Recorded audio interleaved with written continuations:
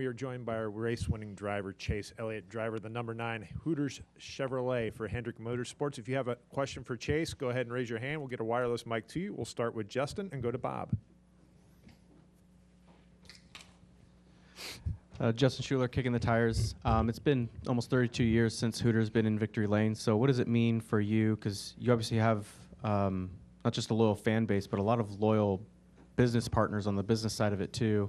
So what does this mean for you personally to be able to break that Hooters curse, I guess you could say, and get them to victory lane again? Honestly, one of the coolest parts of the post race for me, Hooters has been a great partner of ours for a number of years now, and it's been a dream to pay respect to Alan Quickie and doing a Polish victory lap, and in the Hooters colors, and that's something I wanted to do for a long time, and have just not had the opportunity to do that. Came close a few times, and as soon as the race was over, I was like, man, we finally got our opportunity to do it and pay respect to him and the partnership. And Hooters has been around for a long time, and just kind of to see that whole deal come full circle with his championship run, outrunning my dad, and then they're now a partner of mine, and ended a long winless drought for them and myself too, and our team. So just really special in a lot of ways, but pretty fitting when you kind of look at it. Go next to Bob, then the lead, then the Jeff. Beyond extra points and being in the playoffs, what does this win do for you? Do you think, or anything, just moving forward? Well, I think just our performance over the last month or maybe two has done more than anything. I mean, I think just obviously these races are hard to win, and they seem like they get harder, at least for me. They continuously get harder over time, and I've just been really proud of our group for sticking together, because I'm sure a lot of you guys have been around the sport long enough to understand and know that when you have a couple bad years or a period of time that things aren't going well, it is so easy to jump ship and to start bailing out on one another. And I think that the win's great, all that stuff is fantastic, but I'm truthfully most proud of the journey and the group of people that we have climbed back up together with, and we've made each other better. They've pushed me to be a better driver and a better person, and I just feel like we're all in a really good place, and we have been, and it's nice to see all the hard work pay off, and those guys really deserve to win. They've been busting it for a while and have been doing a really good job. So that's what I'm most proud of is the journey and all of us sticking together at the 9 team. Go next to Lee, then to Jeff, then to Cameron. Lee Spencer, Sirius XM NASCAR Radio and CatchFence.com. I think the black hat kind of suits you, but you told us last week at Martinsville that you thought you were close.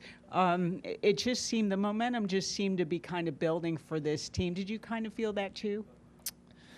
Well, I felt like we've just been running better throughout not just the last few weeks. I mean, yes, we've had better finishes over the last few weeks, but I feel like just generally speaking from a competitive standpoint, we've been better to the competition throughout really most of the season. We just haven't always had great finishes and great results. But relative to the guys that have won a lot of these things, over the last year or so, I thought we've been closer to them. I still think we have a lot of work to do for sure. I mean, a lot of things went our way today. I'm not naive to that for sure as well. But you have to be in the mix, and you got to be up front to even have things go your way. And we were close enough to do that. And we still want to be better, and I think we have room for improvement. But just proud of the way everything worked out. It was it's a lot more fun when you're fighting for wins and up front battling, whether it goes your way or it doesn't go your way. Just to have a shot is enjoyable. Mike Joyce said, in the third stage, basically, he made the note that you had never received a top 5 with this car at an intermediate track.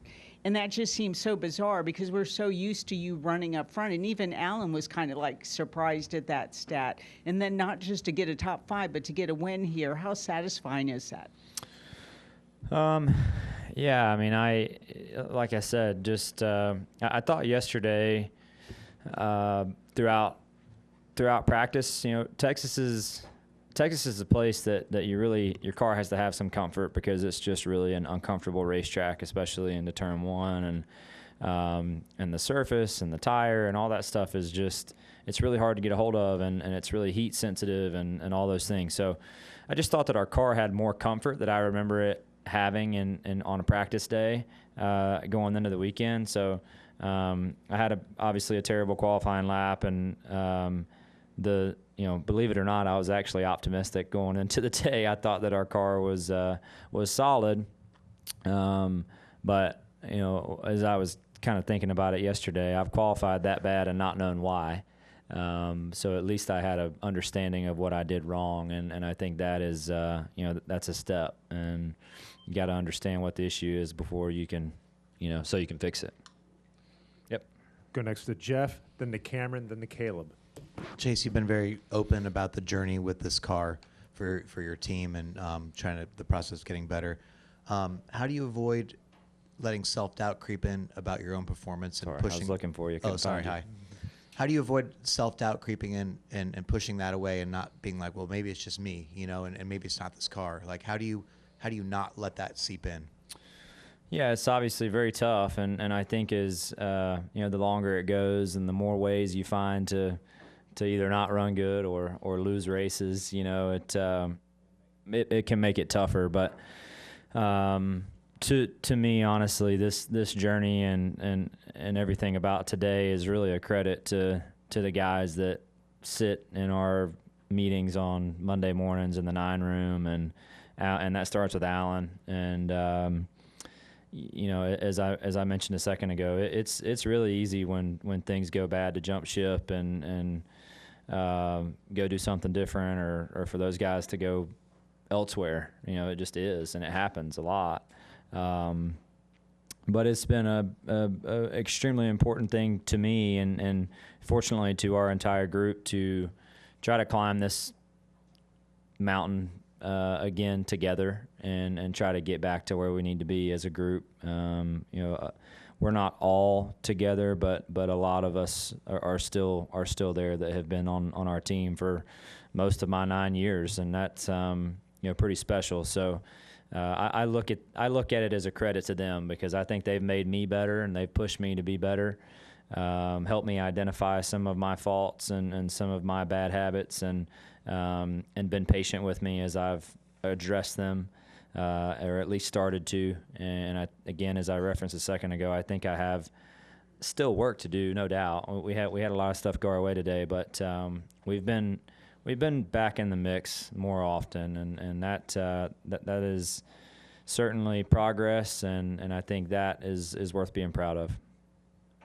Go next to Cameron, then to Caleb, then to Chance. Cameron Richardson, NASCAR.com. To add on to Jeff's question, who has been the most important person to you during this journey of trying to get back to climbing the mountain? Because obviously, you may not, maybe be as open about it as possible, but who has been that one person that has made sure the days don't get as down as, you might let them? I think, really that starts with Alan, and the people that ultimately have a role in how fast we go on the weekends, sit in our little meeting room on Mondays, and the pit crew guys that work at the shop throughout the week too. So our little group that we travel with and we spend the most time with, they have a big impact on that process, and we're around each other all the time, right? We spend as much time with each other as we do with our families, and it's important to make sure we're all pulling in the same direction. And I'm just very fortunate that I'm surrounded by the type of people that we can all be open and honest with one another and push each other to be better, even when it might be something that you don't necessarily want to hear. it's well received, and that's growth. That's improvement. That's being mature adults, and I think that we just have a special group, and everybody's clicking and working for each other. And I think that starts with Alan and his leadership. He's been doing it a long time. I've been doing it a long time, but he's been doing it a lot longer than me. And it's nice to have that experience to lean on. He's pretty much seen it all, throughout his career, and that's a nice thing to lean on. Go to Caleb, Chance, Jonathan, and Steven. Hey, Chase. Caleb Vessel, SpeedwayDigest.com. I was doing some research. It's actually been 10 years and 10 days since when you got your first back then nationwide series win here at Texas. And to come full circle, I mean, in recent interviews, you said that Texas has been one of your worst tracks. So to come back here 10 years and 10 days later, what does that mean anything to you personally?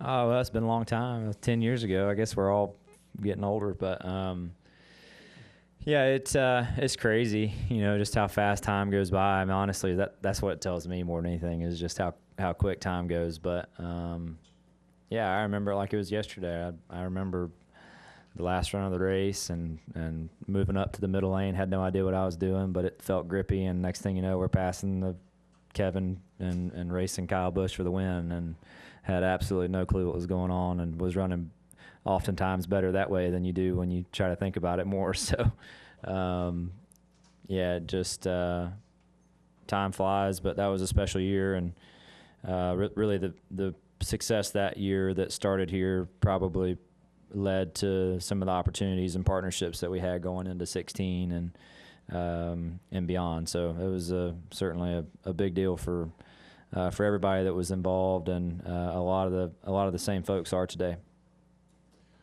Go to Chance, Jonathan, Steven, and Jerry. Chance Lancaster, Miller Motorsports Power Hour. I was curious about taking us through, the last final laps, that restart you took. Tyler Reddick 3 wide to the inside, really bold move, pushed him really hard. Got out front there, started getting a little loose, then he went by you.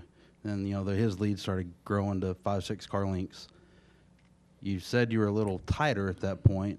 Can you take us through, as we finally got that caution, what your strategy was on how to line up on each restart? And then obviously we got several green-white checkers there, but take us through that strategy of your ideas. Yeah, I mean, I thought the race was over. I got the lead, and on the restart, Tyler kind of left the bottom open there. I was shocked, that he did, and I, just kind of felt like that I needed to take that opportunity and go with it. And fortunately, that part worked out. I was concerned about getting out front and being too free. I was on the free side of things prior to that. And, got out front and got too loose and just couldn't keep the right rear controlled. And next thing you know, I'm playing defense, and I knew I was in a lot of trouble. And then, Denny passed me, and he looked like he was very much the same.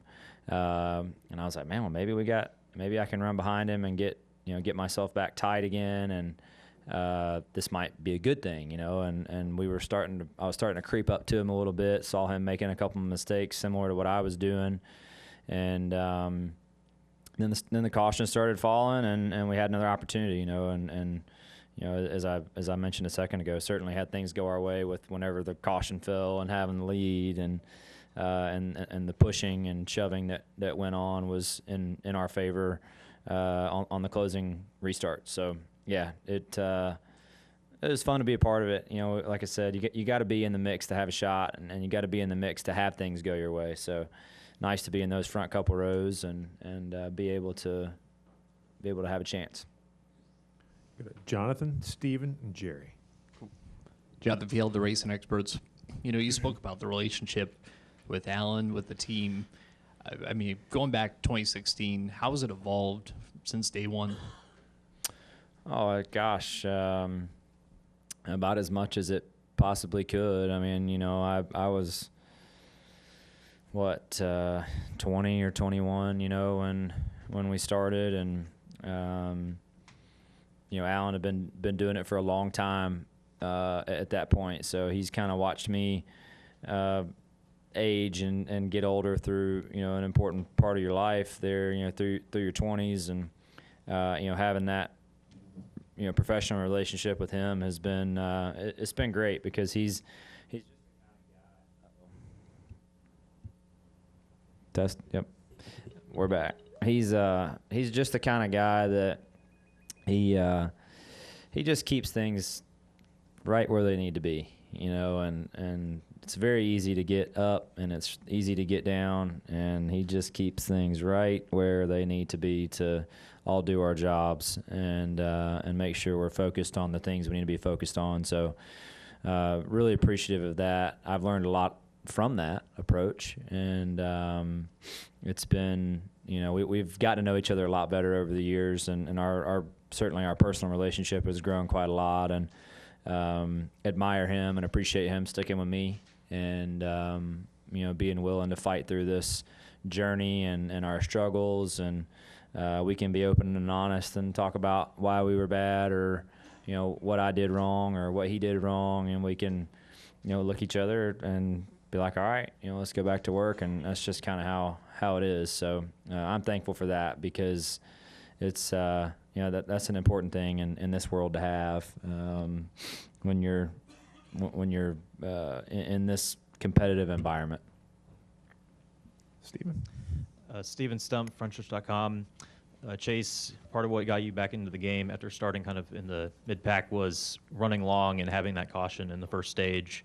How important was it, in just terms of getting that track position to make the rest of the race easier, run up front? And was that kind of, you and Alan's, was that kind of the plan from the start, or was it kind of a matter of we're in the lead, we're just going to run as long as we can? Well, we were just buried. I had a bad qualifying lap yesterday, and we were just we were just buried in traffic, and the track hadn't really come in good at that point in time, so traffic was even worse then at that point in the race than I think it was as the race went on. So once people started peeling off the pit, really, we actually ran our fastest laps of the race after everybody pit there, like 50 some odd laps into the run. Right before the caution came out, we were running our best laps that we had all day. So clean air was just that big of a deal, and it got us into a position where we were making up a little ground because of the pace, and we were just trying to be different than everybody else, and fortunately it fell our way. And then Saturday, you did want to ask kind of about the current configuration. You did say that the previous one was one of your favorites. Does your thoughts on what we have here at Texas now change now that you have this win? Not really, but I do think that the tire today I thought was an improvement for. It was fun because like we actually had a little fall off, like tire sets meant a little something. So I think that was why the race was as good as it was because we did have a little bit of fall off, and it promoted you to want to come down pit road and put on tires a little more than we have been. I'm not saying it was great, but I'm saying it was better than it's been, at least from my vantage point. I could be totally off base. When you watch something from the outside, it can look different, but from where I was sitting, it seemed like tires were a little more of a factor, and I think that's a good thing. All right, thank you. Jerry Jordan, kickingthetires.net. Real quick, obviously, feels probably pretty good to be here and celebrating a win. But after the race, I saw William come over and talk to you. It was a little for, I guess, a couple of seconds. I don't know. What was that conversation like, and was that just congratulations or? Yeah, they just said congrats, and obviously he's had a great year, and I've been on the other side of the coin where I've been having good years, and other guys that on the team haven't, and you want to see your teammates get up in there and battle for wins and be in the fight. It's a good thing, and I think he recognizes, because he sees it, how hard we've worked as a team to try to get better and whatnot behind the scenes. So I think that was really more than anything was just saying good job, and that's obviously meaningful to me, because we do work alongside each other, and he's been doing a great job. Go up front here, then go back to Wyatt. Chase, Heavy.com, Kyle Dalton, Heavy.com. So there was that point toward the end of the race where Alan said, "Did you hear me?" And so did you feel like at any point, like at that point, it might have been costly to you because you've obviously not won yet. And so you've talked about things going wrong. So things went right for you today in that situation. They did for sure. They went right, no doubt. Yeah, I thought I messed us up there, and thankfully John got a great plug and got got it filled up more than a normal cadence of a stop would be. And I think we had a little bit of a hold up on the stop, which kind of worked in our favor too. And just, it just worked out. And obviously the cautions, they're a good thing until you go past, scheduled distance. And then at that point we were fixing to be in trouble. I'm not sure how many more green, white checkers we could have done, but I thought great, this would be, we'll run out of gas here leading this thing. So glad we didn't. Going back to Wyatt. Chase Elliott, Wyatt Watson with FrontStretch.com. First off, congratulations to your first Cup Series cowboy hat. And number Thanks. two, what does it mean to you now being the third teammate at Hendrick Motorsports to win in Rick Hendrick's 40th anniversary?